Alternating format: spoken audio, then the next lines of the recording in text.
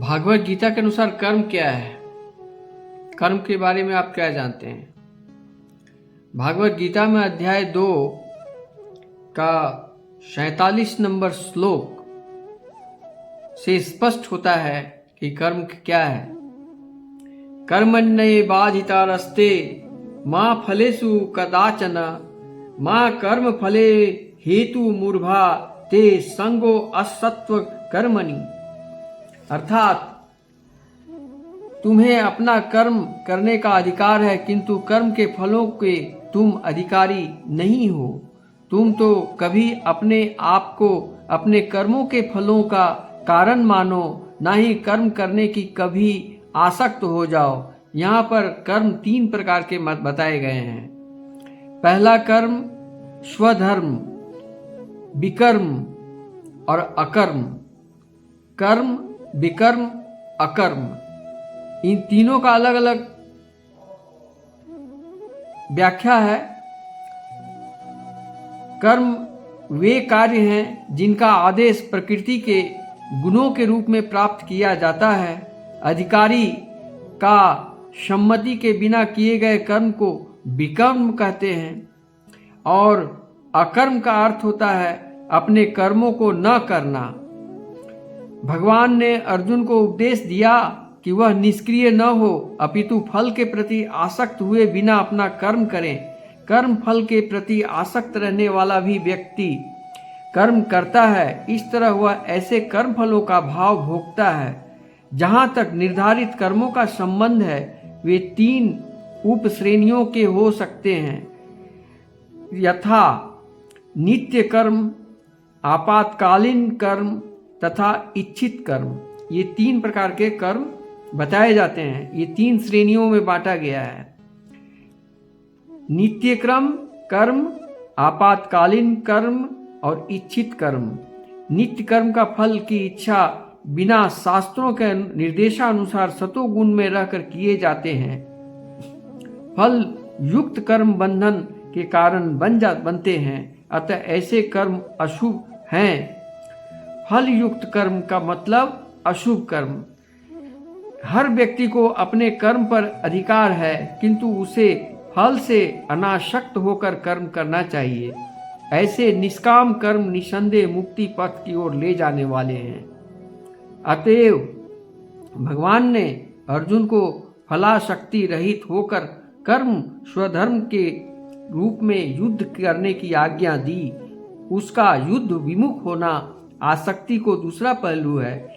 ऐसी आसक्ति से किसी मुक्ति पथ की प्राप्ति नहीं हो पाती। आसक्ति चाहे स्वीकारात्मक हो या निषेधात्मक हो, वह बंधन का कारण बनता है। अकर्म पापमय है, अतः कर्तव्य के रूप में युद्ध करना ही अर्जुन के लिए मुक्ति का एकमात्र कल्याणकारी मार्ग था। ठीक इसी प्रकार हमें इस श्लोक से ज्ञान मिलता है कि मुझे कर्म अकर्म, जो कर्म का मतलब होता है जो गुरुओं के द्वारा गीता में जो बताए गए रास्ते पर चलने वाला कर्म को कर्म माना गया है। और अकर्म का मतलब होता है कि जो नियम के अनुसार कर्म नहीं है, वो अकर्म है, जिसका कभी अच्छा लाभ नहीं मिल सकता या उसका कोई रिजल्ट अच्छा नहीं हो सकता। इसलिए अकर्म न करो। अब अकर्म और कर्म में दोनों में क्या अंतर है? ये अंतर स्पष्ट रूप से गीता के श्लोक से स्पष्ट हो जाता है कि सात्विक कर्म को ही माना जाता है पवित्र कर्म, और तामसिक कर्म को ही माना जाता है अकर्म। अब सतोगुण में रहने वाले व्यक्ति सात्विक कर्म करते हैं और तमोगुण में रहने वाले व्यक्ति तामसिक कर्म करते हैं। तामसिक कर्म में क्या होता है? उसके हृदय में दानव का निवास होता है। वो भगवत कथा, भगवत गीता अध्ययन या सत्मार्ग में सत्यवाणी, उत्तम वाणी सुन ही नहीं सकता है। उन्हें सिर्फ गंदी बातें सुनने में आनंद आता है। गंदे चीज़ों को भक्षण, जीवों की हत्या करके उसका भक्षण करने में आनंद आता है। पराई स्त्री को दृष्टि डालने में उनको आनंद आता है। और पराया पाप कर्म, चोरी करना, लूटना, ठगना, ढूंढना और अपने आप को भगवान समझना, ये दानव का प्रधान कर्म है, उसी को अकर्म कहा जाता है।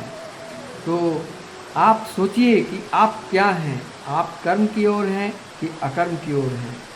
तो अगर आप कर्म की ओर हैं तो आप देखिए कि आपके कान क्या सुनते हैं, आपकी आँखें क्या देखती हैं, आपकी मुंह क्या खाते हैं, आप मुंह से क्या बोलते हैं, हृदय में आपका कौन है, राम है या रावण, कृष्ण है या कंस, अर्जुन है या दुर्योधन, स्पष्ट पता चल जाएगा।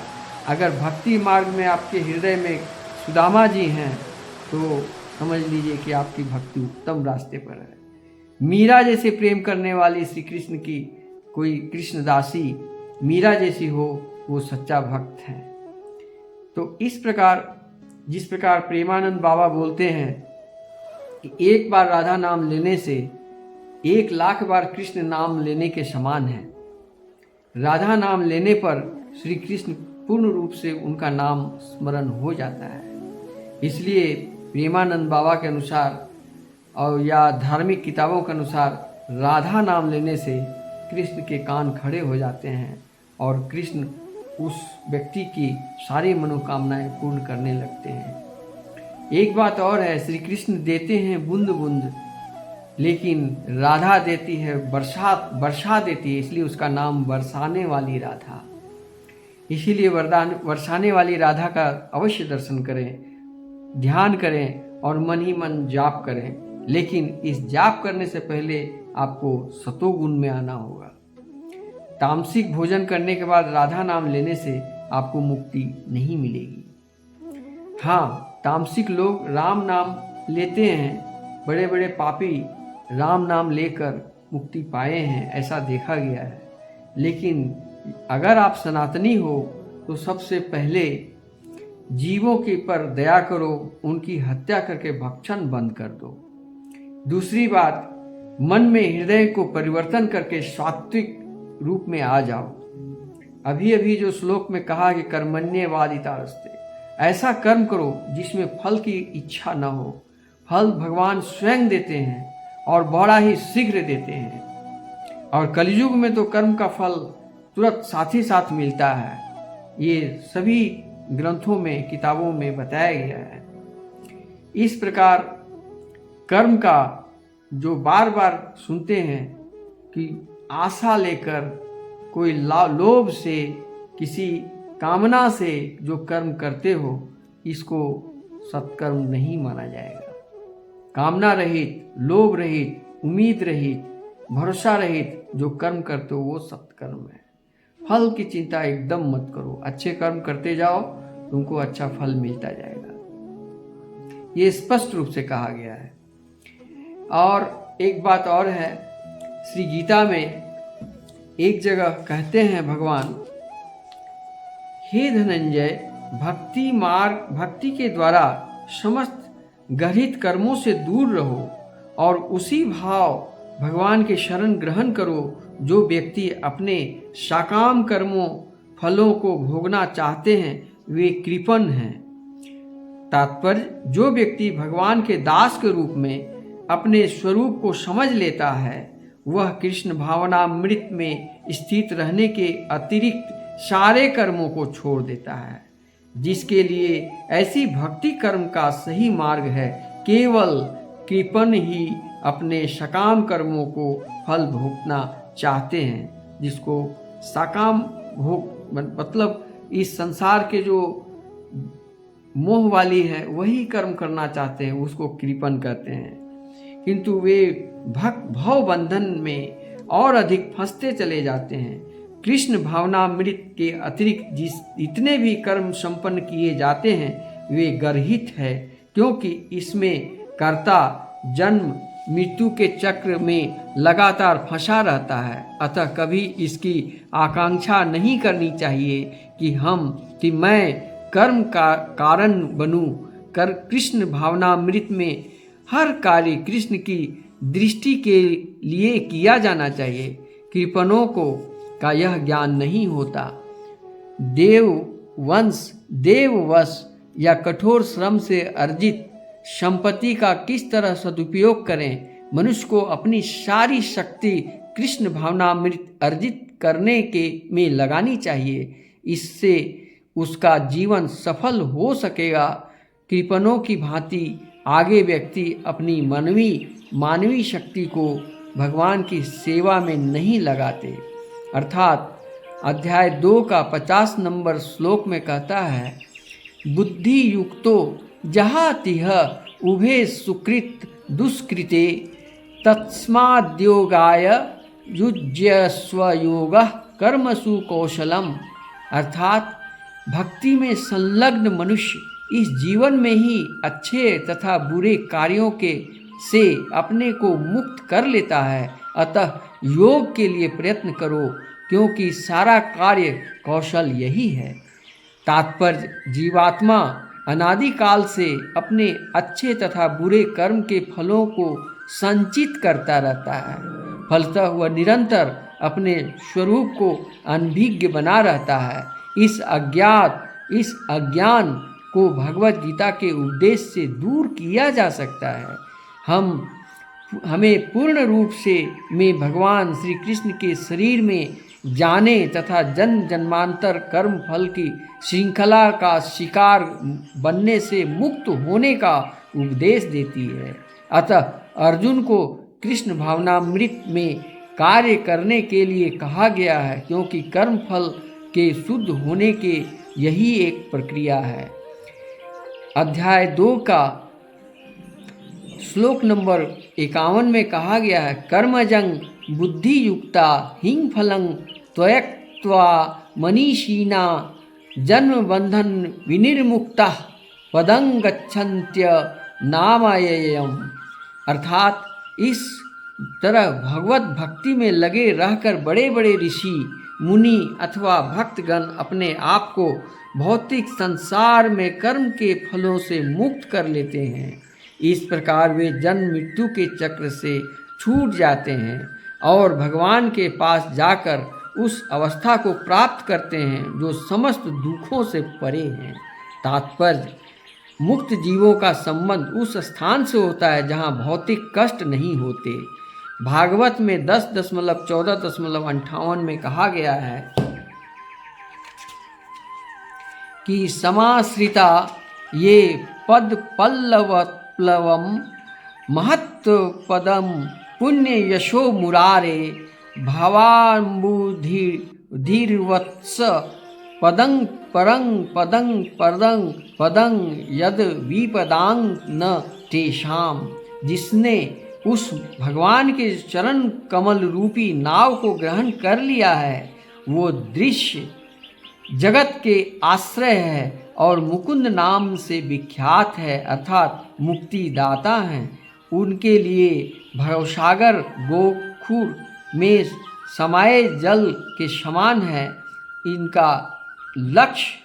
उसका लक्ष्य परम पदम है, अर्थात वह स्थान जहाँ भौतिक कष्ट नहीं है, या कि बैकुंठ है वह स्थान नहीं जहाँ पद पद पर संकट हो। अज्ञानवश मनुष्य यह नहीं समझ पाता है कि यह भौतिक जगत ऐसा दुखमय स्थान है जहाँ पद पद पर संकट है। केवल अज्ञानवश अल्पज्ञानी पुरुष या सोचकर ही कि कर्मों से वे सुखी रह सकेंगे, सकाम कर्म करते हुए किसी स्थिति को सहन करते हैं। उन्हें यह ज्ञात नहीं है कि इस संसार में कहीं भी कोई भी शरीर दुखों से रहित नहीं है। संसार में सर्वत्र जीवन के दुख, जन्म मृत्यु, जरा तथा व्याधि विद्यमान हैं, किंतु जो अपने वास्तविक स्वरूप को समझ लेता है और इस प्रकार भगवान की स्थिति को समझ पाता है, वही भगवान की प्रेमा भक्ति में लगा रहता है। फलस्वरूप वह बैकुंठ लोक जाने का अधिकारी बन जाता है, जहाँ न तो भौतिक कष्टमय जीवन है, न कि काल प्रभाव तथा मृत्यु है। अपने स्वरूप को जानने का अर्थ है भगवान की अलौकिक स्थिति को जान लेना। जो भ्रमवश यह सोचता है कि जीव की स्थिति तथा भगवान की स्थिति एक समान है, उसे समझो कि वह अंधकार में है और स्वयं भगवत भक्ति करने में असमर्थ है। वह ऐसे आपको वो अपने आप को प्रभु मान लेता है और इस तरह जन्म मृत्यु की पुनरावृत्ति पथ चुन लेता है। किंतु जो यह समझते हुए कि उसकी स्थिति सेवक की है, तो अपने आप को भगवान की सेवा में लगा देता है और वह तुरंत ही वैकुंठ जाने का अधिकारी बन जाता है। भगवान की सेवा कर्मयोग बुद्धि योग कहलाते हैं, जिसे स्पष्ट शब्दों में भगवत भक्ति कहते हैं। इस प्रकार सारी बातों का स्पष्ट रूप से गीता में लिखा गया है। पढ़ें, समझें और उसको मनन करें और कृतार्थ हो जाओ। इतना ही आज की कथा। हरे कृष्ण कृष्ण कृष्ण हरे हरे, हरे राम राम राम हरे हरे। अगर आपको भगवद गीता पाठ अच्छी लगे, सनातनी हो, सात्विक हो, वैकुंठ धाम जाने वाले हो, तो राधा राधा कमेंट बॉक्स में जरूर। हरे कृष्ण, राधे राधे।